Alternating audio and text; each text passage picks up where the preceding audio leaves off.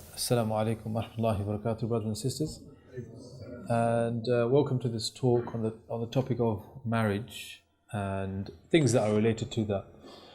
One of the reasons why I think this topic is super important is because the trend in our communities regarding marriage, and in particular marriage breakdown, is heading in a very bad direction. And I'm sure everyone sitting here, maybe even youngsters, they know of a case of someone's marriage that has fallen apart and has ended in divorce. And I want to start with asking you a quick question, which is, in this country, amongst non-Muslims, what would you say is the percentage of divorce? What percentage of all marriages are ending in divorce in this country? What kind of figure would you come up with? What do you think? 40%. Someone 70? 70%? 40, 50?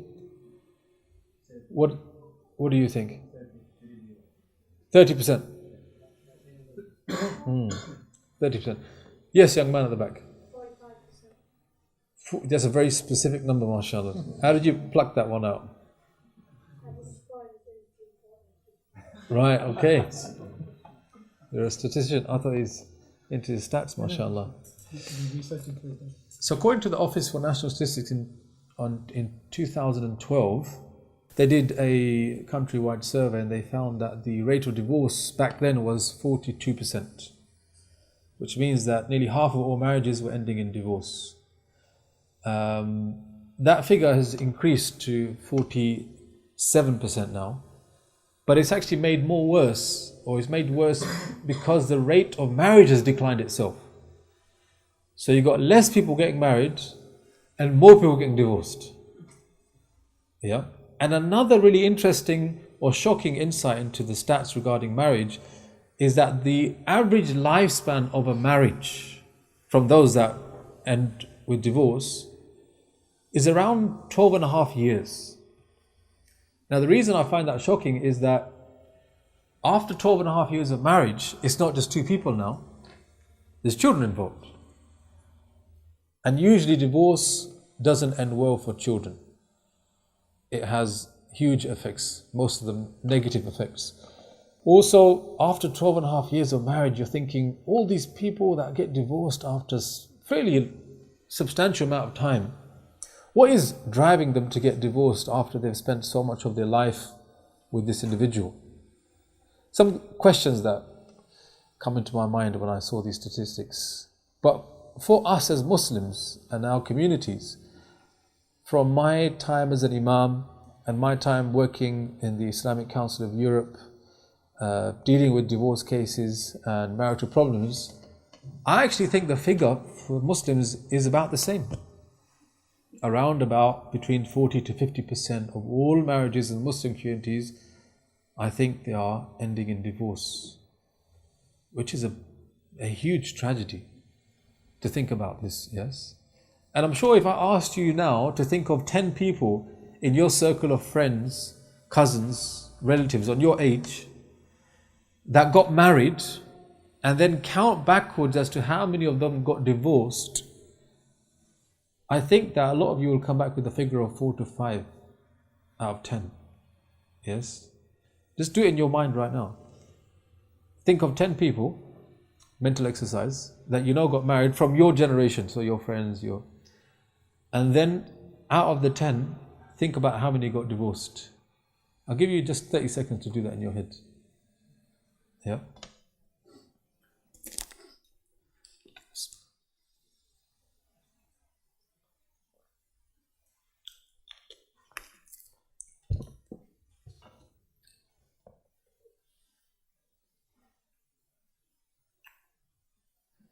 Has anyone made a calculation?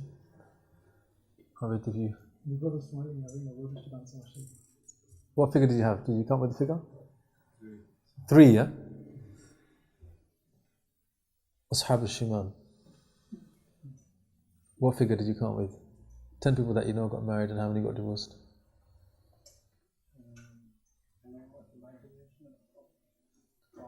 Four. Four. SubhanAllah. They don't say any names, obviously. We don't want to expose anyone. Really. Anyone else? Did you manage to work out how many? Brother in the front here, did you manage to? I know five, but not out of 10. Five out of what then? You managed to count 5 friends from your circle? Yeah.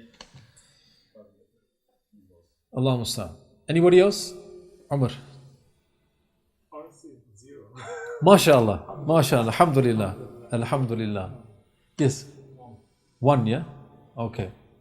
This is the reason why I think speaking about this topic is super important, because if this is the direction that we are going, it means that things may get worse before they get better. So let me just speak to you briefly about our Prophet ﷺ and his marriage to Khadija radiallahu ta'ala anha. Because what he had with her would be described today as a perfect marriage of love, of romance, of affection and of companionship. So the story begins with the Prophet is a young man, and the sister of Khadija, she hires him to be the shepherd.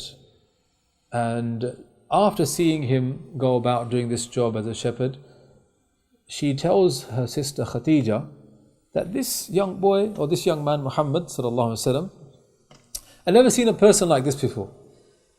When he works and he's expecting to be paid, he's too shy to come and ask for his wages. So Khadija, she was a trader, businesswoman. She was always looking for people that would represent her business interests in faraway lands.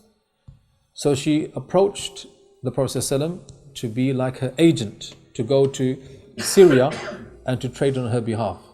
And in those days, many times if you were given a job like as an agent, you would go and conduct business, but then you would keep some for yourself. You may lie about the amount that was sold, and people would cheat often.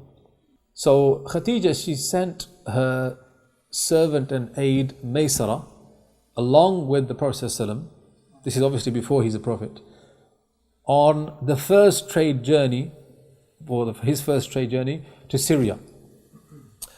And there Maysara, this servant, got to see the character of the Prophet ﷺ, and when he came back he said to Khadija that not only did we make 50% more profit than we have ever made on any of these business trips, but I have never seen a man as honest as this person.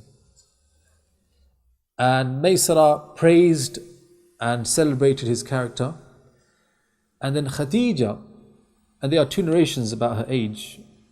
Ibn Ishaq, he said in one narration that the Khadija was 28 years old, and the other narration is that she was 40 years old. Many people, they only know about the view that she was 40 years old, but there is another view that goes back to the early 2nd generation that she was in fact 28 years old and the person was 25 years old. So she became impressed with this report, and because she was then a divorcee, she became interested in marrying the Prophet ﷺ. So what happened is that she told Maysara to go and approach Abu Talib, the uncle of the Prophet ﷺ, and to make like an informal proposal. And Abu Talib, he knew of Khadija as being the upstanding woman, noble woman, rich woman. So he was very pleased with this proposal, and he told the Prophet ﷺ, what do you think about this? And some of the historians, they say that the Prophet ﷺ, he was so surprised that he would be proposed to by someone like Khadija that he said, does she really want to marry someone like me? I am just an orphan. Yes, this is what he thought to himself, I'm just an orphan. So Abu Talib, he impressed it upon him that this is a good proposal, and their marriage was conducted. Now, if you just pause the story here, you learn a couple of things about searching for a spouse. Khadija radiallahu ta'ala anha, she showed great wisdom in trying to determine the character of the man she wanted to marry. It was all because this is Makkah, so everyone knows everyone, right? It's not a huge town, People have grown up together. It's a very close, tight-knit community. So the reputation of Muhammad ﷺ is already known to people. But it's only after this business trip and one of her close associates told her about his character and honesty and integrity that she then entertained the idea of getting married to him. And that's a big message for sisters today. One thing we find is that sisters, I'll give you an extreme example.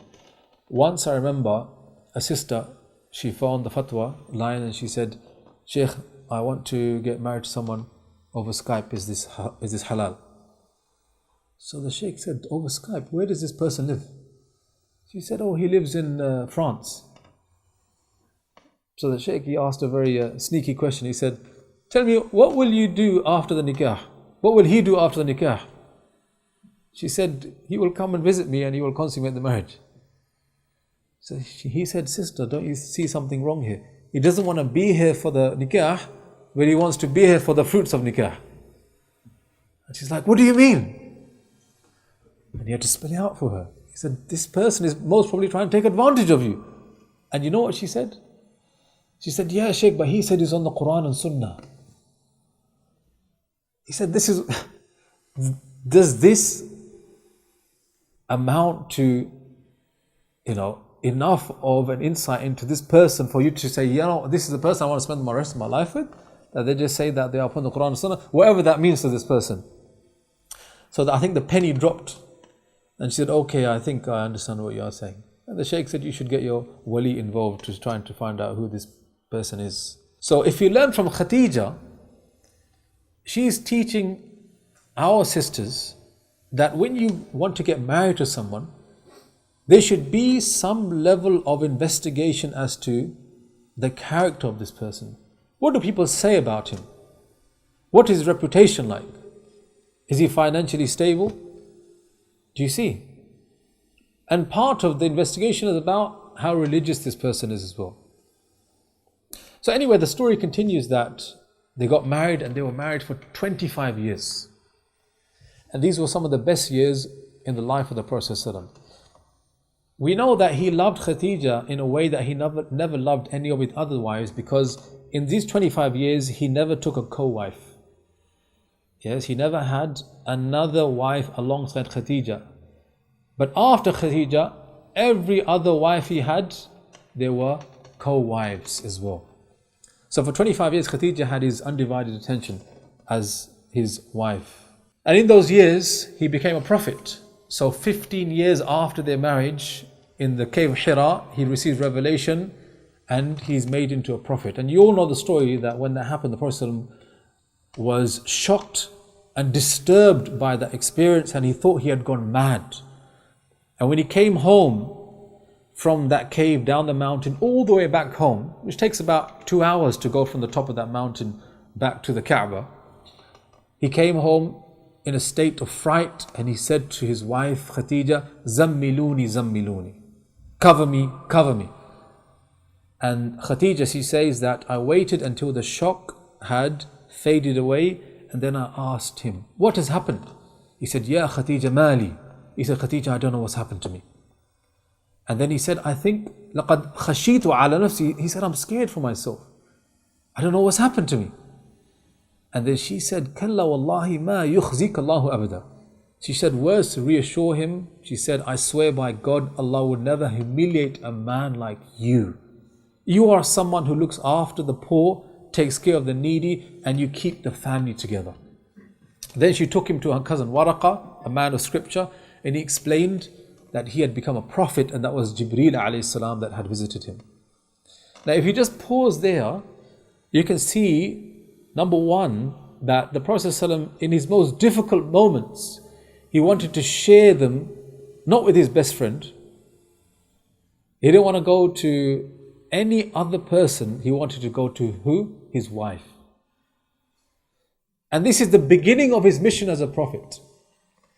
If you fast forward all the way to the end, as he's leaving this worldly life and he's in the pangs of death, how does he pass away?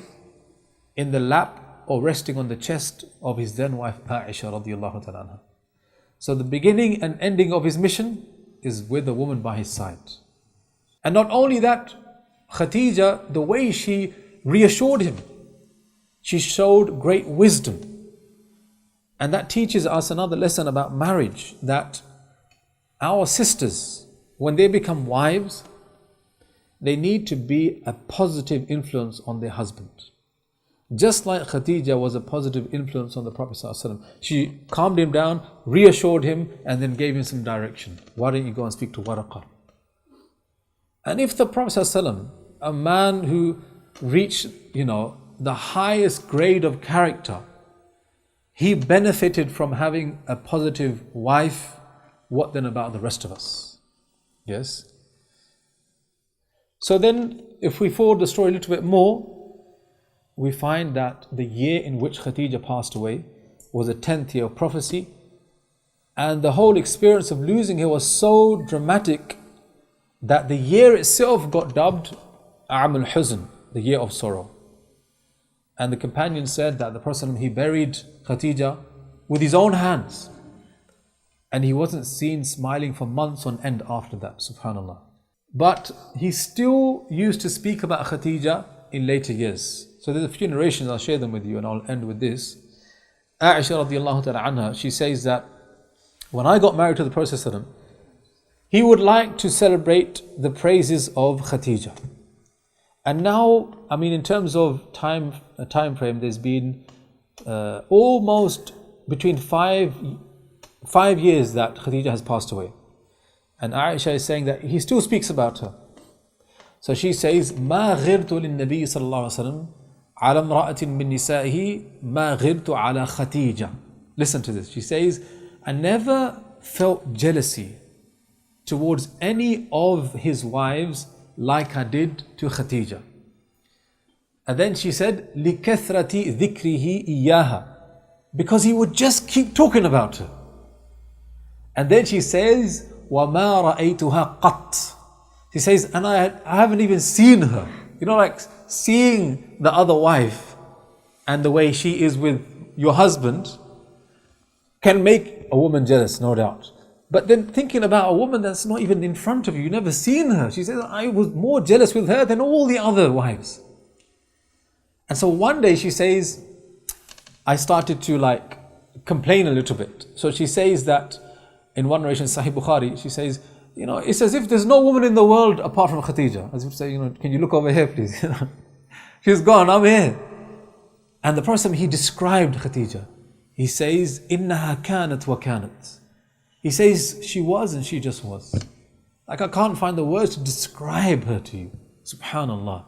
So Aisha became even more jealous. In another occasion, he's singing her praises, and she says some unkind words about Khadija.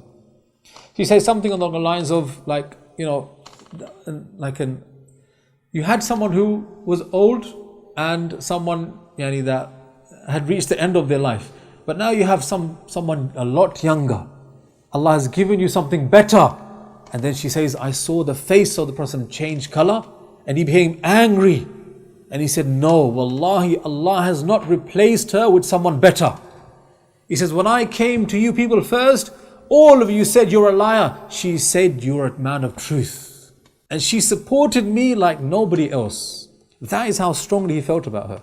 Well, my most favorite narration is the narration of Allahumma hala. Listen to this. Aisha radiallahu ta'ala says that we were sitting inside our apartment. The person was sitting down, I was sitting down, and there was a knock at the door. And the woman gave salam and asked permission to come inside. And the Prophet ﷺ, as soon as he heard her voice, he sat up. وَارْتَاحَ. And joy filled his eyes. And he said, Allahumma hala. Oh Allah, it is Hala. Who is Hala? The sister of Khadija. And just hearing her sister's voice made him reminisce about Khadija.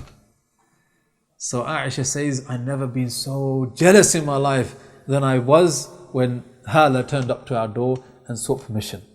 This is like the stuff of movies, the romance and the love. But this is not a movie, this is the life of our Prophet ﷺ. And the reason I'm sharing that with you is because this is our aspiration for our own marriage. He is an example for us in every part of our life. لَقَدْ كَانَ لَكُمْ فِي رَسُولِ اللَّهِ أُسْوَةٌ حَسَنَةٌ. No doubt about it, in the example of the Prophet you have an excellent role model. Uswa in Arabic is the object of imitation.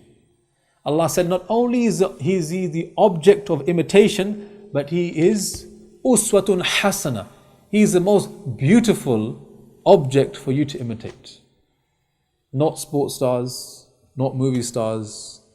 He is the one we aspire to be like. Now, having said all of that, this was just some introductory remarks just to get us to think about marriage in the way that Islam wants us to think about it. A lot of the times when you talk about marriage, people like to make jokes. Brother, would you like to come out for dinner? Wallahi, I need to get permission from Ministry of Home Affairs. 1 second, I may need a visa for this. Brother's getting married. Everyone says, ball and chain, are you sure you don't have cold feet? Are you sure you're going to sign your life away? All of these jokes. And in moderation, no problem. But when marriage is always the butt of a joke, that's not a good thing. It's not a good thing to be like that. You know, I remember once I was doing a nikah. In the nikah ceremony, I said, brothers and sisters, let's not always make jokes about marriage as being something that is going to hold you back, going to depress you. Rather, we should speak about it in a positive way as well. So I think the best man, he wasn't listening to the speech, because as soon as he got up to speak after me, he said, and I once heard there's a hadith that whoever gets married completed half his faith, but when I got married I was finished. I just made a point about this, brother. So having said all of this, ikhwani, my hope through what we're going to have discussion now, through some question and answers and then from yourself, is to think about how we can avoid going down that path.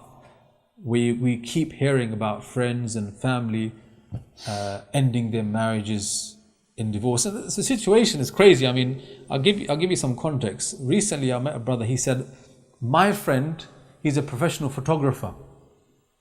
He goes around providing photography services for weddings. And he said 3 years ago he changed his policy on how he would take the fee from the customer. Usually what he would do, he'd say 50% up front, then after 40 days your pictures are produced, you collect them and you get the other 50%. 3 years ago he changed it to 100% up front. They said, why? He said, because I had so many pictures that people weren't collecting. I would phone them, don't you want your wedding pictures? Sorry, we're already divorced. 40 days hasn't even ended and people have already got divorced. So he said, I needed to take everything up front, because now people are getting divorced so much. My mum told me, subhanAllah, the shortest wedding she ever came across was 1 day long. And look at the pettiness of this. She said that nikah was on a Friday. And what happened in the nikah is that the sister's side turned up, not on time, no one turns up on time, but close to on time. And the brother came fashionably late. Nikah was done, they got married. The next day, the walima, sister wanted to teach the brother a lesson. She came even more fashionably late. And when they sat on the stage together, she said, do you know why I came late? I came late because you came late yesterday. I'm teaching you a lesson. He said, what? This is the woman I'm getting married to? I don't want you anymore. They got divorced on that day. Allahul Musta'an. Allahul Musta'an. This is really sad. But I only share these stories not to sensationalize this topic, but just to give you a dose of reality and to make us think about, you know what, how are we going to change things? So on that very sensational note, we start some questions, inshallah. What would you like to ask me? Okay, bismillah. So the question is about somebody wants to get married, but their parents are saying you can't get married until your older siblings get married. Generally speaking, when it comes to these cultural issues, we say that so long as it doesn't encroach on your rights in Islam or violate any instruction from the Sharia, try to maintain it in order to keep the family ties. So if you're like 18 years old and you've got a brother who's 20 years old and your parents are like, we'd like to get the older one married off first, don't say, what did it say that in the Quran and Sunnah? Show me the ayah right now. Where's the hadith? Only from Bukhari as well, not from Muslim. So younger brothers and sisters, they become a bit zealous, about these things. They say, oh, it's cultural, let's chuck it out. No. There may be some benefit in it, and there may be some wisdom behind it. But the problem is when it goes to an extreme, and now a brother, he needs to get married because of temptation, or because he's ended up in a haram relationship. In that situation, wow, there's popcorn as well. SubhanAllah. Allah. For this, isn't it? Yeah. I don't know what they were expecting. Just to change the topic now, we're talking about divorce. In that situation, the parents need to give up these conventions and customs because they may well be doing dhulm on their children. And I just want to put that in perspective. Yusuf alayhi salam, we know that he got to a dilemma in his life where it was either being forced to do something haram, indecent, or go to prison. Two choices. Either you do this haram zina, which is against your will as well, or you go to prison.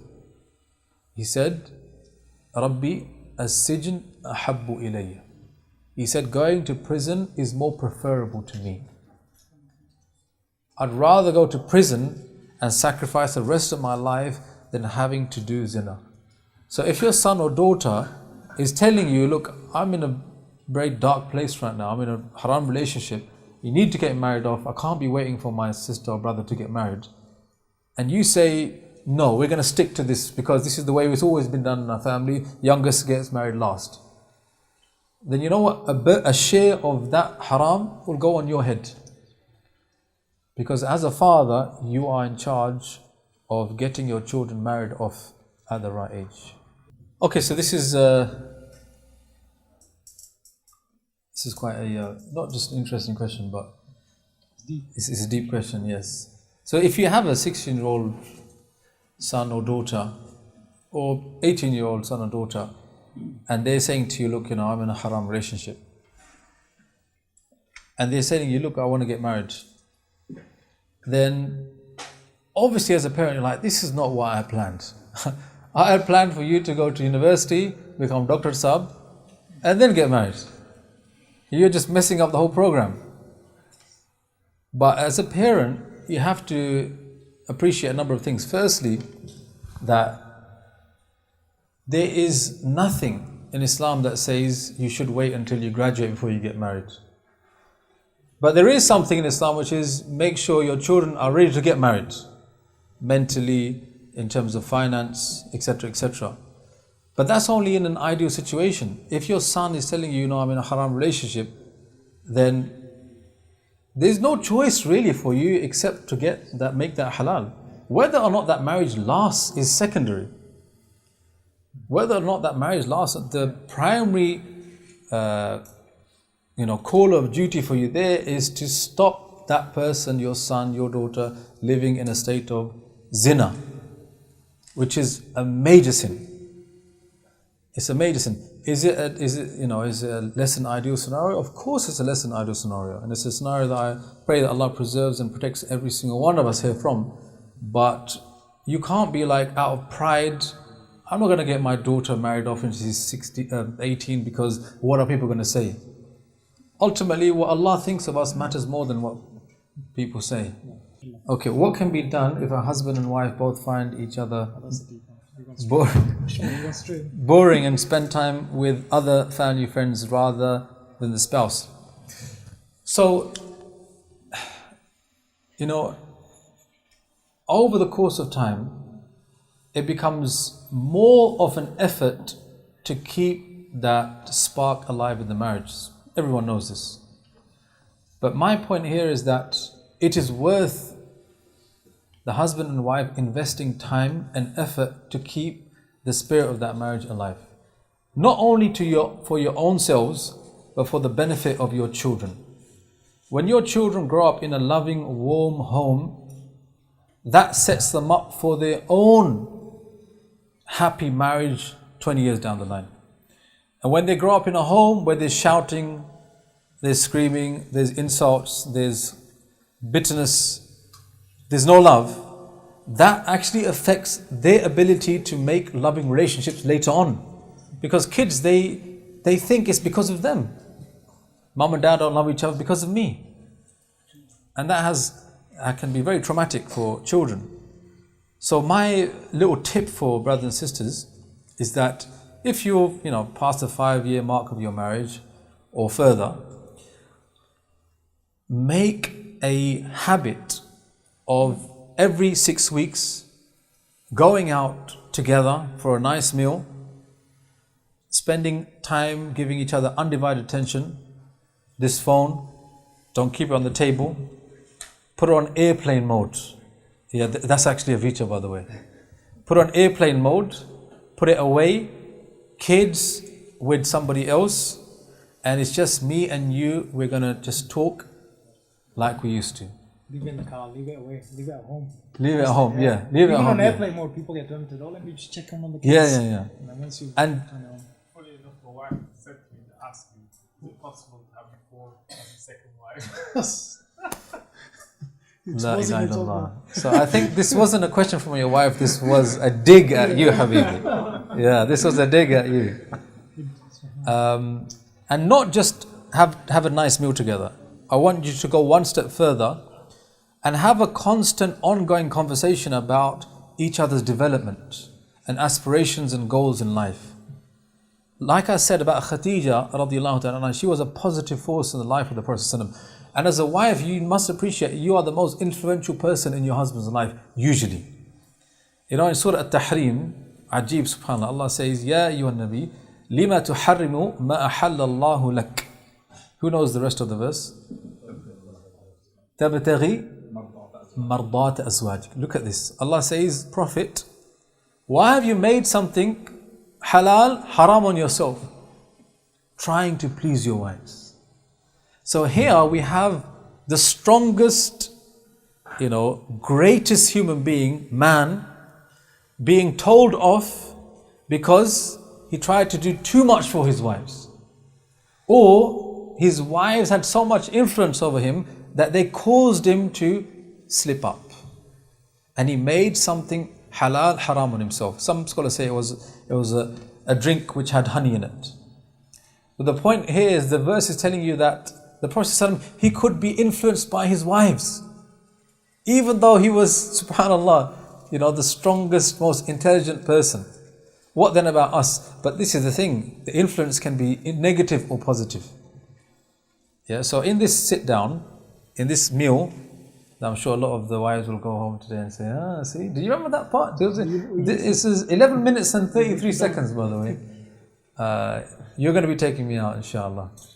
But in that conversation, it's about, look, I know you. You can do better. You can work on your hifz. You can, if you want to you always want to study Arabic, why don't you start now? And she'd be like, you know what?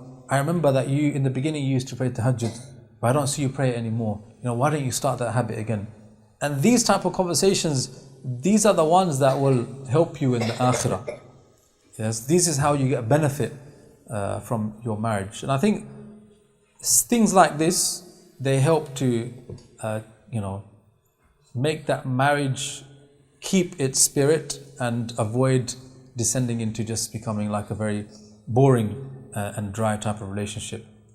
Right, so the question was from the brother, what characteristic you should look for in a future spouse? Okay, so we know the hadith of the Prophet, he said that a woman is married for 4 reasons, and the scholars say this can be flipped to speak about a woman should marry a man for 4 reasons as well.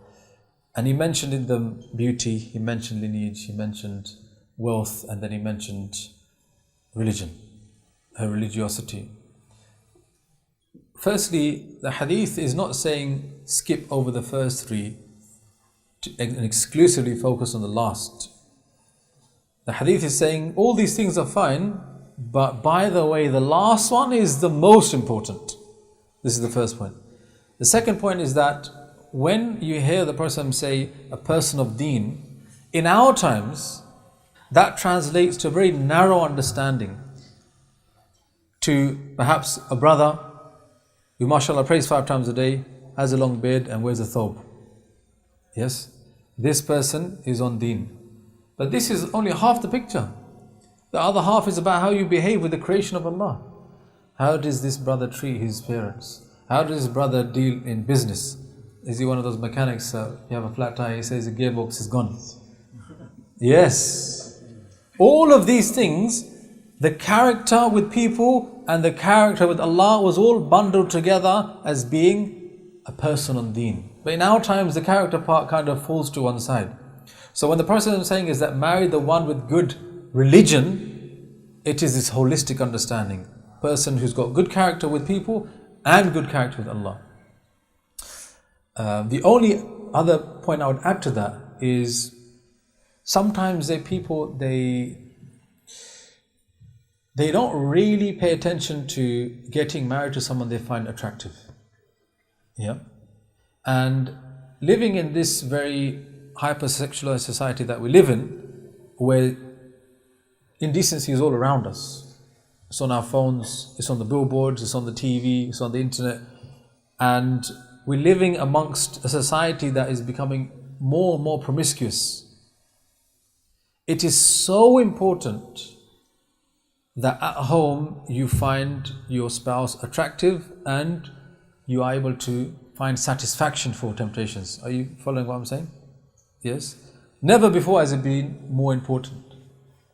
So my advice is that when you are looking to get married, of course you look for character, of course you look for this person's deen, but at the same time there should be an expectation that you will get married to someone who you find attractive. Can people take that to extreme? Of course. I'm sure we all know a guy who has not got married for so many years because he's looking for Miss Universe. Yes? And maybe in Jannah he will find her, but not in this dunya. So we're not talking about going to extremes, but we are talking about people that they don't really think of it as a big deal. It's like, you know, when you're young, you're like, I just want someone on deen. Yeah? And then 5 years later, you're like, damn, what did I do? Yeah. So it's very interesting. Imam Ahmad rahimahullah, he said that the first thing you should look for in a woman is beauty. The second thing is deen. And the scholars, they say, what does Imam Ahmad mean? They say that he was talking about a person who makes a proposal. If he knows that she is a woman of deen, then he goes to see her and finds she is not attractive, he will decline her knowing that she is a woman on deen, which is not good. But if he first asked if she was attractive and saw her and then found out she's on deen, then he would get married to her. And the fact that she was a religious woman would never be brought into any kind of disrepute. Do you understand? He's not saying that it's more important for her to be beautiful than religious. In fact, he's saying the opposite with some wisdom. Yes, again highlighting the importance of this. This is one thing. Inshallah, that should add to the reflection. Of course, this will add to the. You watch a lot of Bollywood movies, isn't it? Tayyib, what was the other question? You're talking about balance. Balance between parents. Especially when they get older. Yes. They need more time with their parents because the wife doesn't want you to go. Yeah. Not as often. They don't mind once in a month you go, but they don't want you to go daily and Tayyib, let's not get into the details, otherwise let's start to might get involved in the domestics. SubhanAllah. So I think a couple of points. Firstly, it's very important that when you are about to get married, you are transparent with this sister of the expectations. For example, the next 5 years, I'm looking to stay with my parents. And when we're living together, we want to live together as a family. Yeah. And my parents, they're healthy, but there are some issues, and I would like you to help me look after them. Be transparent and upfront. At the same time, on the sister's side, they always like to ask, yeah, but Islamically, can he ask that of me? And my response is, that is a mute question. The reason being is, if I tell you no, what are you going to do? You're going to try and understand and say, oh, I don't want to get married to you. Okay, then sister, you're going to make things difficult for yourself. Why not raise the bar and say, okay, if there's a level of sacrifice I need to show to your parents, which is tolerable and doesn't encroach on my rights, then you know what, I'll be willing to do that if it means I get to marry someone that I would prefer, someone who ticks more of the boxes. As opposed to having that black and white mentality but is it part of his rights to ask me to look after his parents? Because if you go down that line, sister, if you go down that line, brother, you will destroy the spirit of marriage. Marriage is not a business contract where you define the roles and expectations and then at the end of the year you're like, okay, let's do a review. Did you cook the food every day? Did you clean every day? And she's like, yeah, but did you give me the maintenance every month? Did you take me out shopping every month? Did you take me on that one holiday? If you do that, you will destroy the spirit of marriage. It's very interesting in the Quran, Allah subhanahu wa ta'ala didn't speak about the rights of a man over a woman or a woman over a man in detail. Allah said about the way women should be treated, وَعَاشِرُهُنَّ بِالْمَعْرُوفِ. Allah just said, live with them in a good way. That's it. Live with them in a good way. When it came to the man, Allah said, they are qawwamun, they are the ones that are in charge, and they're supposed to spend on you. Did he go into the details of, and by the way, if the ironing becomes this much, then she deserves someone to come and help her. She deserves one holiday a year. All of these details, they're not there. Why? Because those details, they will make the whole relationship become petty.